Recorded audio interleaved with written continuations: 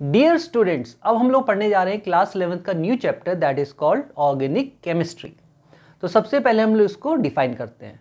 तो organic chemistry involves a scientific study of structures, properties and reactions of organic compounds and organic material. मतलब organic chemistry एक scientific study है जिसमें हम लोग ऑर्गेनिक कंपाउंड या ऑर्गेनिक मटेरियल के स्ट्रक्चर्स, उनकी प्रॉपर्टीज और उनमें जो केमिकल रिएक्शन होते हैं उनकी स्टडी करते हैं। This is a simple definition. अब बात आती है कि व्हाट आर ऑर्गेनिक कंपाउंड या ऑर्गेनिक मटेरियल। तो ये ऑर्गेनिक कंपाउंड्स क्या हैं? They are matters in different form which contain carbon atom. यानी कि मैटर जो कि डिफरेंट फॉर्म में पाए जाते हैं इन यूनिवर्स और उसमें कार्बन प्रेजेंट होता है, तो वो होता है ऑर्गेनिक कंपाउंड या ऑर्गेनिक मटेरियल। तो हम इसी की स्टडी करने वाले हैं इन ऑर्गेनिक केमिस्ट्री। लेकिन ये जरूरी नहीं है कि कार्बन है तो ऑर्गेनिक कंपाउंड होगा। कुछ एक्सेप्शनल केसेस हैं, जैसे कि कार्बाइड्स, कार्बोनेट्स, एलेक्ट्रॉप्स ऑफ कार्बन जैसे डायमंड, ग्रेफाइट, ठीक है, और oxides of carbon, carbon dioxide या कार्बन मोनोऑक्साइड, इवन साइनाइड्स, ये सब क्या होते हैं? इनऑर्गेनिक कंपाउंड्स होते हैं। इसमें कार्बन प्रेजेंट होता है लेकिन ये इनऑर्गेनिक कंपाउंड्स की कैटेगरी में आते हैं। इसके अलावा जो भी कंपाउंड है जिसमें कार्बन प्रेजेंट होता है उसको ऑर्गेनिक कंपाउंड बोलते हैं। अब क्वेश्चन आता है, व्हाई स्टडी ऑर्गेनिक केमिस्ट्री? हम लोग ऑर्गेनिक केमिस्ट्री पढ़ क्यों रहे हैं, इसका रिक्वायरमेंट क्या है? तो जैसे कि हम लोग देखते हैं अपनी डे टू डे लाइफ में बहुत से मटेरियल हैं, कभी कभी यूज़ करते हैं या डेली यूज़ करते हैं, ठीक है, जैसे पेट्रोल, डीजल, क्लोथ्स, ठीक है, कोल, इन सब में क्या है? कार्बन प्रेजेंट होता है, इनमें ऑर्गेनिक कंपाउंड्स होता है। इसी तरीके से बॉडी के अंदर प्रोटीन, डीएनए, ठीक है, प्लांट्स और एनिमल्स में भी ऑर्गेनिक कंपाउंड्स पाया जाता है। और मेडिसिन्स, डिफरेंट मेडिसिन्स का डेवलपमेंट हो रहा है। क्यों हो रहा है, कैसे हो रहा है? क्योंकि ऑर्गेनिक केमिस्ट्री की स्टडी हो चुकी है, कंपाउंड्स की स्टडी हो चुकी है, जिससे कि हम लोग उसको यूज़ कर सकते हैं for the synthesis of different other materials. इसीलिए हम लोग ऑर्गेनिक केमिस्ट्री पढ़ रहे हैं फॉर आवर डेवलपमेंट, आगे बढ़ने के लिए। आगे बढ़ने से पहले थोड़ी सी हम लोग हिस्ट्री जान लें। ऑर्गेनिक केमिस्ट्री की जो स्टडी बहुत पुरानी है, it is around 200 years old. Starting में जो केमिस्ट थे वो कंपाउंड को दो पार्ट में डिवाइड करते थे, ऑर्गेनिक कंपाउंड और दूसरा इनऑर्गेनिक कंपाउंड। ऑर्गेनिक कंपाउंड को मानते थे कि ये नेचुरल है, ठीक है, नेचर बनाते हैं। For example plants and animals, उनको लैब में तैयार नहीं किया जा सकता, तो वो ऑर्गेनिक कंपाउंड की कैटेगरी में जाते थे कंपाउंड्स। इसी तरीके से इनऑर्गेनिक कंपाउंड को बोलते थे जो कि लैब में प्रिपेयर हो सकते हैं यूजिंग मिनरल सोर्सेज, तो उनको इनऑर्गेनिक कंपाउंड बोला गया। तो इस तरीके से डिस्टिंग्विश करते थे और एक सोच बन गई थी, नोशन, कि there is a vital force which is responsible for the preparation of organic compounds. एक दैविक शक्ति है जो कि रिस्पॉन्सिबल होता है ऑर्गेनिक कंपाउंड बनाने में। तो ये जो नोशन था, सोच, ये सबसे पहले बर्जीलियस ने डेवलप की थी, प्रपोज की थी, ठीक है। Berzelius propose this notion, there is a vital force which is responsible for the development of organic compound. लेकिन ये जो सोच थी, नोशन, ये रिजेक्ट हुई। किसने की? एफ वोलर ने 1828 में, ठीक है, यूरिया का प्रिपरेशन कर डाला इन लैब। यूरिया क्या है? एक ऑर्गेनिक कंपाउंड है, NH2 C double bond O NH2, urea का प्रिपरेशन किया। कैसे? एक इनऑर्गेनिक कंपाउंड लेके अमोनियम साइनेट लिया, हीट किया एक पर्टिकुलर टेम्परेचर पे और यूरिया का प्रिपरेशन हुआ लैब में। तो जब यूरिया का प्रिपरेशन हुआ, एफ वोलर ने यूरिया का प्रिपरेशन किया, तो बर्जीलियस का ये नोशन रिजेक्ट हो गया और फिर और लोग भी आगे आए, ठीक है, ऑर्गेनिक कंपाउंड बनाने में, जिसमें कि कॉल्बेज ने एसिटिक एसिड बनाई लैब में और बर्थलोट ने मीथेन का प्रिपरेशन किया। तो ये कंफर्म हो गया कि ऑर्गेनिक कंपाउंड्स लैब में भी प्रिपेयर हो सकते हैं using some mineral sources.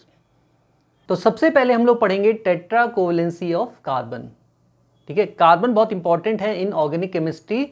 Without carbon हम लोग ऑर्गेनिक कंपाउंड बोल ही नहीं सकते, ओके। तो कार्बन की होती है टेट्रा कोवेलेंसी, यानी कि 4 कोवेलेंट बॉन्ड्स। तो यहाँ पे कार्बन का एटॉमिक नंबर है 6, ठीक है, Z equals to 6, atomic number is 6, तो इलेक्ट्रॉनिक कन्फिगरेशन हो जाएगा 1s2 2s2 2p2।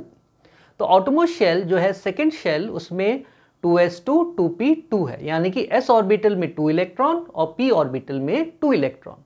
और ये हमको पता है कि जो p ऑर्बिटल होती है वो 3 होती है, 2px 2py 2pz। तो यहाँ पे कार्बन का जब इलेक्ट्रॉनिक कन्फिगरेशन लिखेंगे उसके बाद जो हम लोग नॉर्मल स्टेट लिखेंगे, ग्राउंड स्टेट, ठीक है, उसमें दिखाएंगे 2s जिसमें 2 इलेक्ट्रॉन, एक इलेक्ट्रॉन 2px में और दूसरा इलेक्ट्रॉन 2py में, यहाँ पे 2pz खाली है, ठीक है। अब क्या ये इसमें रहेगा ग्राउंड स्टेट में? नहीं, क्योंकि 2s में 2 इलेक्ट्रॉन्स हैं वो आपस में रिपेल करेंगे और एक एक्साइटेशन स्टेट आएगा, ठीक है। तो one of the electron 2s में एक कोई इलेक्ट्रॉन जंप कर जाएगा इन 2pz और हम देखेंगे 1 इलेक्ट्रॉन इन ईच 4 बॉक्सेस। तो ये जो एक्साइटेशन हुआ तो ये क्या दिखा रहा है? ये शो कर रहा है हाइब्रिडाइजेशन, ठीक है। क्या शो कर रहा है? हाइब्रिडाइजेशन। कौन से टाइप का हाइब्रिडाइजेशन है? देखिए यहाँ पे 1s, एक s यूज हो रहा है और 3p यूज हो रहे हैं, तो ये जो हाइब्रिडाइजेशन हो जाएगा sp3 हाइब्रिडाइजेशन हो जाएगा। यानी कि यहाँ पे हाइब्रिड ऑर्बिटल्स हम लोग यूज करेंगे कितनी? 4 hybrid orbitals, sp3 1s 3p, यानी कि 1 + 3 4 हाइब्रिड ऑर्बिटल्स यूज करेंगे स्ट्रक्चर बनाने में। तो यहाँ पे हाइब्रिड ऑर्बिटल की जो शेप होती है उसमें 1 लॉन्ग लूप होता है और एक स्मॉल लूप होता है। अगर हम लोग 4 हाइब्रिड ऑर्बिटल को एक साथ कनेक्ट कर दें, जोड़ दें, तो किस तरीके का शेप आएगा? टेट्राहेड्रल शेप आएगा। जस्ट एज बैलून, 4 बैलून्स ले लीजिए, जोड़ दीजिए तो आपको दिखाई देगा टेट्राहेड्रल शेप, 3 बैलून्स नीचे की तरफ और एक ऊपर, यानी कि टेट्राहेड्रल शेप। तो कार्बन का होता है टेट्राहेड्रल शेप, यानी कि टेट्रा कोवलेंसी। जो 4 हाइब्रिड ऑर्बिटल्स है उसमें 1 इलेक्ट्रॉन्स प्रेजेंट कार्बन में। अब बात आती है कि जो 4 इलेक्ट्रॉन्स हैं इन ईच हाइब्रिड ऑर्बिटल्स, ये कैसे स्टेबल होंगे? क्योंकि सबको स्टेबल होना है लाइफ में, तो कार्बन को भी स्टेबल होना है। तो कार्बन क्या करेगा? अब यहाँ पे क्वेश्चन आता है, अब 4 इलेक्ट्रॉन्स हैं कार्बन के पास, sp3 हाइब्रिड ऑर्बिटल जो 4 हैं उसमें 1 इलेक्ट्रॉन्स हैं, या तो 4 इलेक्ट्रॉन्स क्या हो जाएं? रिमूव हो जाएं, या और 4 इलेक्ट्रॉन्स आ जाएं जिससे कि ये स्टेबल हो जाए। तो ऐसा पॉसिबल नहीं होता है, क्योंकि 4 इलेक्ट्रॉन का लॉस होना और 4 इलेक्ट्रॉन का गेन होना उसमें बहुत ज़्यादा एनर्जी की रिक्वायरमेंट होती है, तो ये पॉसिबल नहीं होता है। इसीलिए शेयरिंग होती है, शेयरिंग ऑफ इलेक्ट्रॉन्स। तो यहाँ पे कार्बन शेयर करता है अपने इलेक्ट्रॉन्स जो कि 4 हाइब्रिड ऑर्बिटल्स में प्रेजेंट होते हैं। तो अगर ये छोटे से हाइड्रोजन के साथ, 4 हाइड्रोजन के साथ अगर ये शेयरिंग करे तो एक मॉलिक्यूल बनता है methane compound, that is a organic compound, methane CH4। तो हाइड्रोजन का इलेक्ट्रॉनिक कन्फिगरेशन होता है 1s1। तो हाइड्रोजन के पास होता है s ऑर्बिटल स्फेरिकल शेप, ठीक है। तो यहाँ पे जो कार्बन है, टेट्राहेड्रल कार्बन जिनमें 4 हाइब्रिड ऑर्बिटल है, वो उनमें एक इलेक्ट्रॉन्स हैं, वो शेयर्ड होते हैं बाय 4 हाइड्रोजन जिनका s ऑर्बिटल होता है।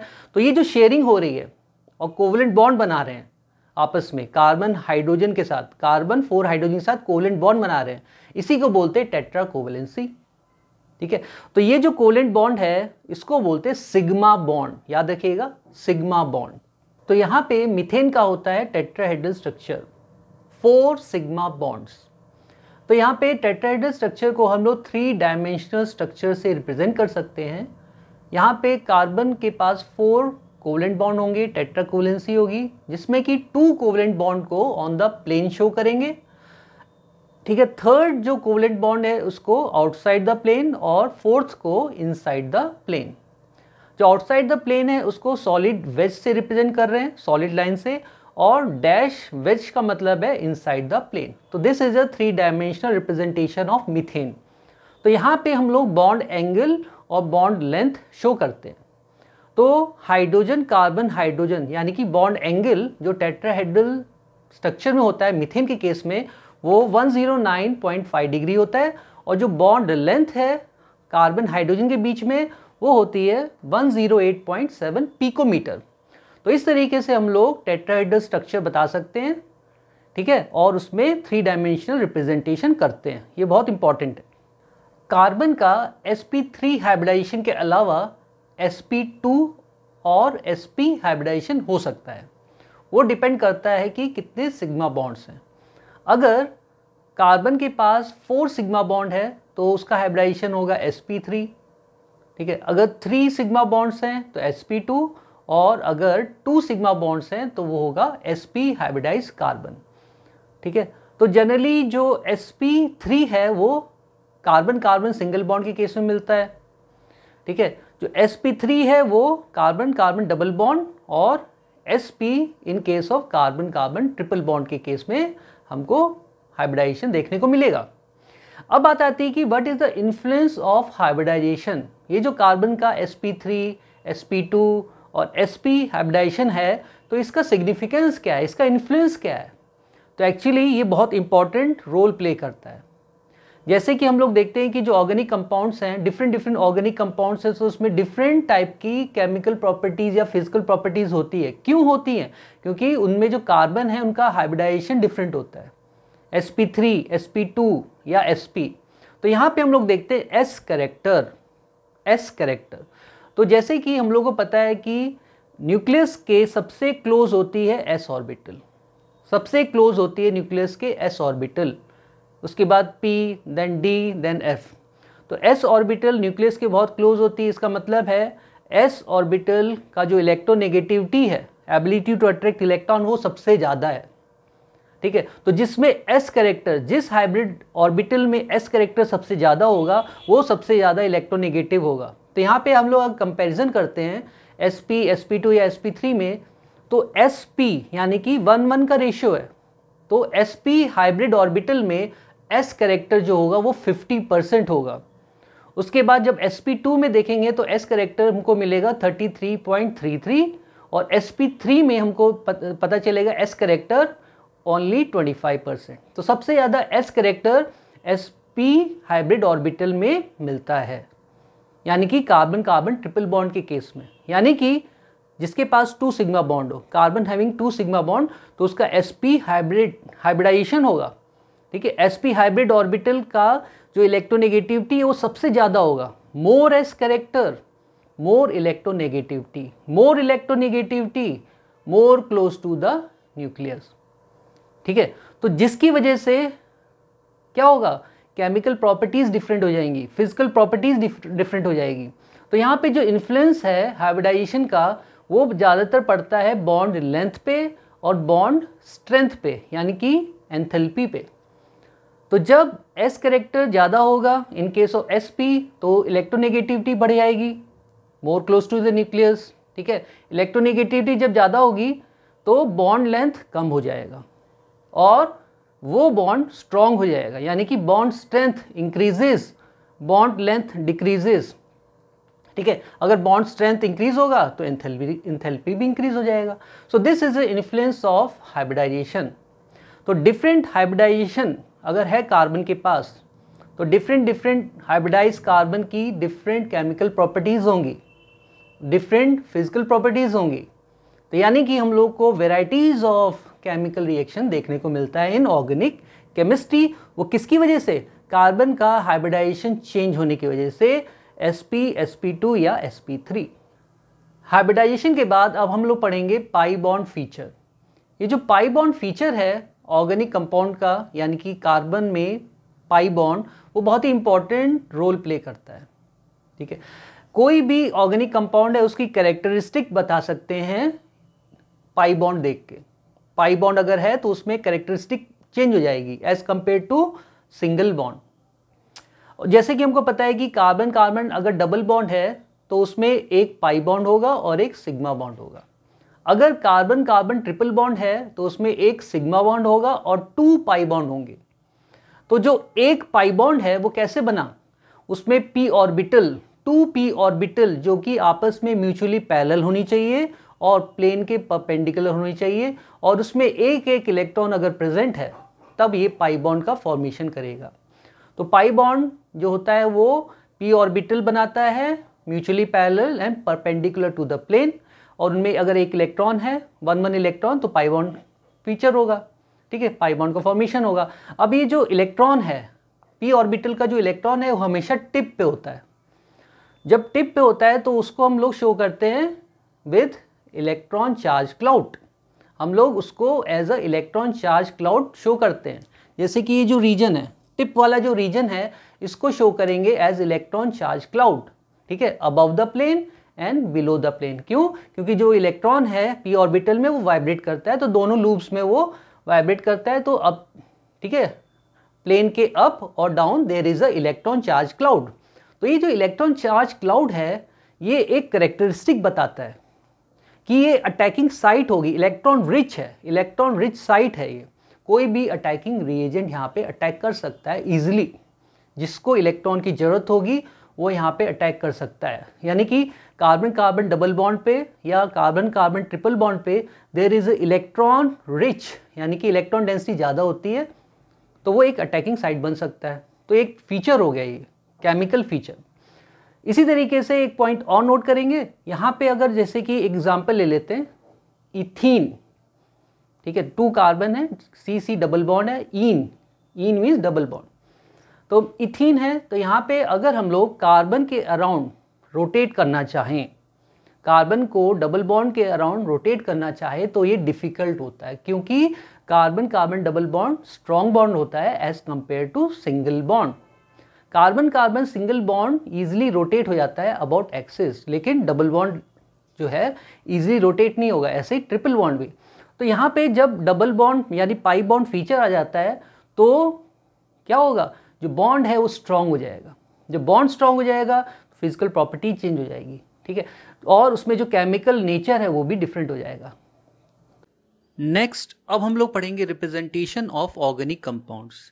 ऑर्गेनिक कंपाउंड्स को कैसे रिप्रेजेंट किया जाता है, तो इसमें पहला मेथड है कंप्लीट स्ट्रक्चरल फॉर्मूला।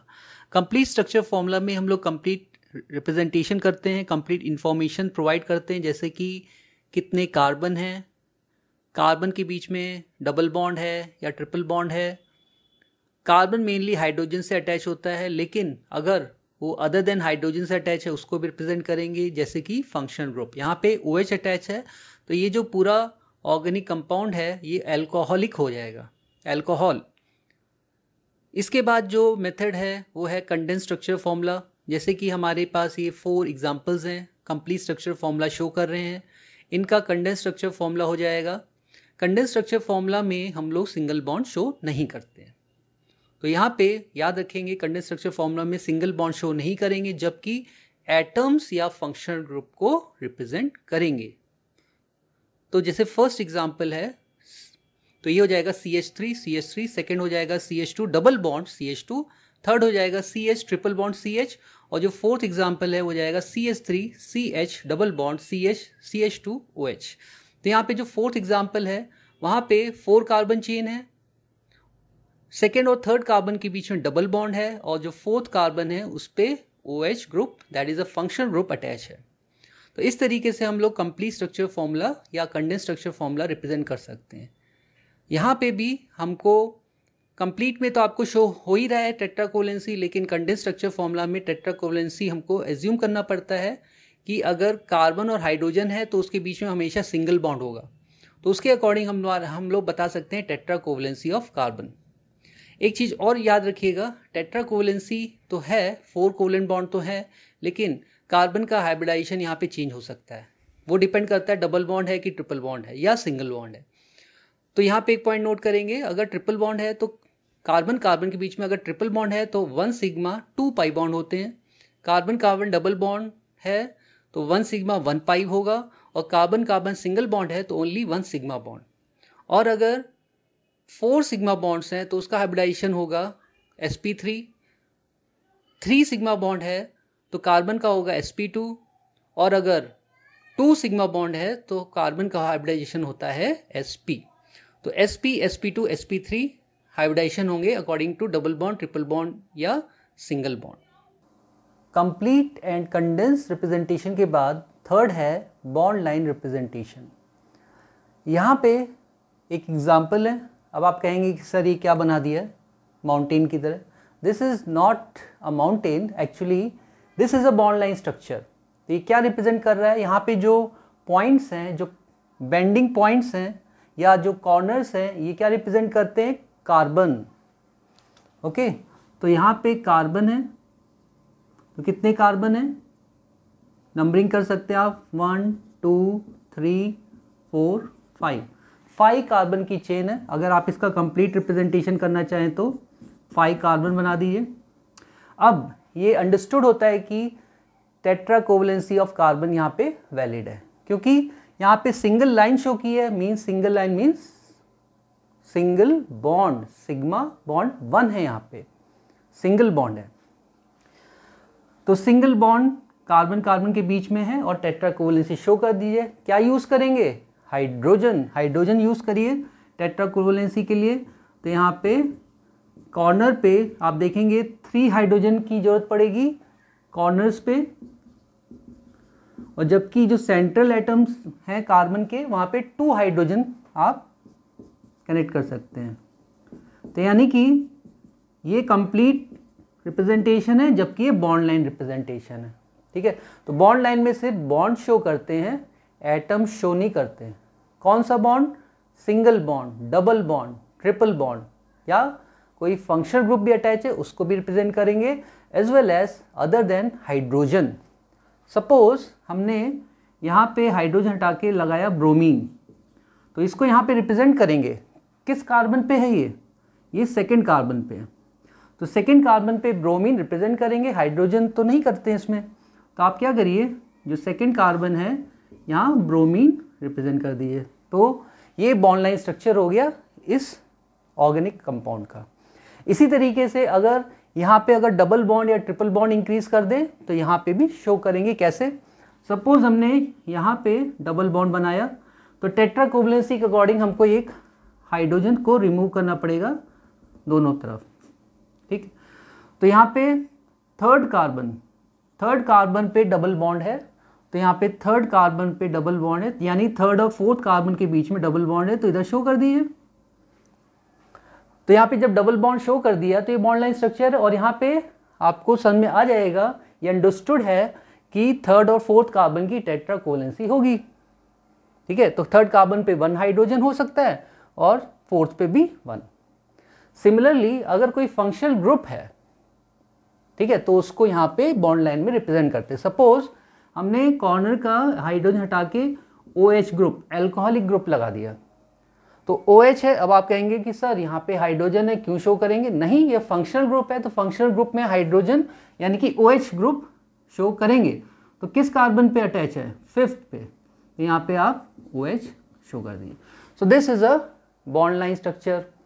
तो ये एक्चुअली ओपन है, ओपन चेन, ओपन कार्बन की चेन है ये। इसी तरीके से अब हम लोग एक क्लोज साइकिल बनाएंगे कार्बन की, वहां पे भी बॉन्ड लाइन स्ट्रक्चर रिप्रेजेंट कर सकते हैं। बॉन्ड लाइन स्ट्रक्चर में एक और एग्जांपल है, यहाँ पे हम लोगों ने एक क्लोज रिंग बनाई है, क्लोज साइकिल बनाई है। यहाँ पे जो कॉर्नर्स हैं, बेंड कॉर्नर्स हैं, वहाँ पे कार्बन है, देयर आर 5 कार्बन।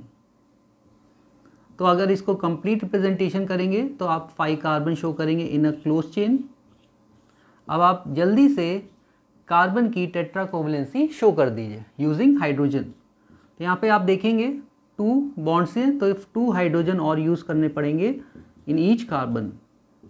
तो this is a complete representation, और ये हमारा हो जाएगा बॉन्ड लाइन रिप्रेजेंटेशन। लेकिन अगर हम कंडेंस्ड फॉर्मूला की बात करें, कंडेंस्ड रिप्रेजेंटेशन की बात करें, तो उसमें क्या होता है, उसमें हम लोग सिंगल बॉन्ड शो नहीं करते थे। ओपन साइकिल के केस में सिंगल बॉन्ड शो नहीं करते थे, डबल बॉन्ड ट्रिपल बॉन्ड को शो करते थे। लेकिन साइक्लिक के केस में पॉइंट याद रखिएगा, साइक्लिक के केस में, जो क्लोज रिंग के केस में, जो साइकिल के जो बॉन्ड्स हैं उसको शो करेंगे, चाहे वो सिंगल बॉन्ड हो, डबल बॉन्ड हो या ट्रिपल बॉन्ड हो। तो ये डिफरेंस होता है ओपन चेन या क्लोज चेन के बीच में। अब कुछ इसमें हम लोग इंक्रीज कर सकते हैं, डबल बॉन्ड इंक्रीज करेंगे तो हाइड्रोजन एक रिमूव करना पड़ेगा, तो यहाँ डबल बॉन्ड आ जाएगा। इसी तरीके से यहाँ कंडेंस स्ट्रक्चर में डबल बॉन्ड है, तो यहाँ एक हाइड्रोजन हटा दीजिए दोनों में। तो सिमिलरली अगर कोई आप अदर देन हाइड्रोजन शो कर रहे हैं क्लोरीन लगा दीजिए तो यहाँ पे क्लोरीन को शो करना पड़ेगा, कंडेंस में भी क्लोरीन शो करेंगे। Okay, so this is a difference between open and close. Representation के बाद अब हम लोग पढ़ेंगे classification of organic compounds. Organic compounds broadly दो पार्ट में डिवाइड होते हैं, एक होता है open chain and second is called close chain. Open chain को एलिफेटिक कंपाउंड्स भी बोलते हैं, जबकि क्लोज चेन को बोलते हैं रिंग या cyclic compounds. Aliphatic compounds are further divided into saturated compounds and unsaturated compounds. Saturated compounds होते हैं जिसमें कार्बन कार्बन सिंगल बॉन्ड हो, जैसे कि एल्केन, और unsaturated होते हैं डबल बॉन्ड या triple bond, means alkene and alkyne. Open chain में जो कार्बन की चेन है दैट इज ओपन, सिंपल, लेकिन जो क्लोज चेन है वहाँ पे जो कार्बन है वो एक क्लोज साइकिल बनाती है। तो यहाँ पे क्लोज चेन है, दिस इज ओपन चेन। तो ओपन चेन में जो क्लासिफिकेशन सिंपल है, saturated and unsaturated, they are called aliphatic, okay. जबकि क्लोज चेन का जो क्लासिफिकेशन है वो थोड़ा ब्रॉड है, चलिए देखते हैं। Close chain is further divided into homocyclic and heterocyclic. Homocyclic को हम लोग कार्बोसाइक्लिक भी बोल सकते हैं, क्योंकि यहाँ पे जो क्लोज साइकिल है उसमें सिर्फ कार्बन प्रेजेंट होते हैं, जबकि हेटेरोसाइक्लिक की जो साइकिल होती है, क्लोज साइकिल, उसमें at least one different atom present होता है, इसलिए इसको हेटेरोसाइक्लिक बोलते हैं। और वो जो डिफरेंट एटम हो सकता है ऑक्सीजन, सल्फर या नाइट्रोजन। इसके बाद हम देखेंगे कि होमोसाइक्लिक और हेटेरोसाइक्लिक फर्दर डिवाइडेड होता है एरोमेटिक और एलिसाइक्लिक में। एलिसाइक्लिक का मतलब है इनमें जो प्रॉपर्टीज है वो सिमिलर होती है aliphatic compounds of open chain. Open cycle में इसको एलिफेटिक कंपाउंड्स बोलते हैं, जबकि क्लोज चेन में इनको बोला जाता है alicyclic compounds. Homocyclic compounds are further divided into aromatic and alicyclic. Aromatic compounds वो होते हैं जिनमें कुछ फ्रेगनेंट स्मेल होती है, जिसको बोलते हैं aroma, so it is called aromatic compound. Aromatic compound further divided into बेंजोनाइट। बेंजोनाइट compounds वो होते हैं जिनमें बेंजीन रिंग होती है, जैसे कि सिंपल बेंजीन, एनिलीन या नेप्थलीन। तो इन तीनों कंपाउंड्स में दे आर ऑर्गेनिक कंपाउंड, और ये बेंजोनाइट कंपाउंड्स होते हैं, एरोमेटिक कंपाउंड्स होते हैं, और ये होमोसाइक्लिक होते हैं, क्योंकि यहाँ पे जो साइकिल है उसमें सिर्फ कार्बन प्रेजेंट है। और कार्बन कितने होने चाहिए? 6 कार्बन की रिंग होनी चाहिए, तभी इसको बेंजीनाइट बोलते हैं। अगर 6 कार्बन से ज्यादा होंगे और फ्रेगनेंट स्मेल है, एरोमा है, तो वो आते हैं नॉन बेंजीनाइट की कैटेगरी में, और इसका एग्जाम्पल है ट्रोपोलोन। अब हम एलिसाइक्लिक कंपाउंड्स के बारे में बात करते हैं। Alicyclic as a homocyclic compound, alicyclic as a heterocyclic compound. Homocyclic के केस में एग्जांपल्स हैं साइक्लोप्रोपेन एंड साइक्लोहेक्सीन, जबकि हेटेरोसाइक्लिक में जो एग्जांपल्स हैं टेट्राहाइड्रोफ्यूरेन एंड पेप्रिडीन। यहाँ पे जो स्ट्रक्चर आप देख रहे हैं, होमोसाइक्लिक में ओनली कार्बन की रिंग है, जबकि हेटेरोसाइक्लिक में there is different atom such as oxygen और नाइट्रोजन।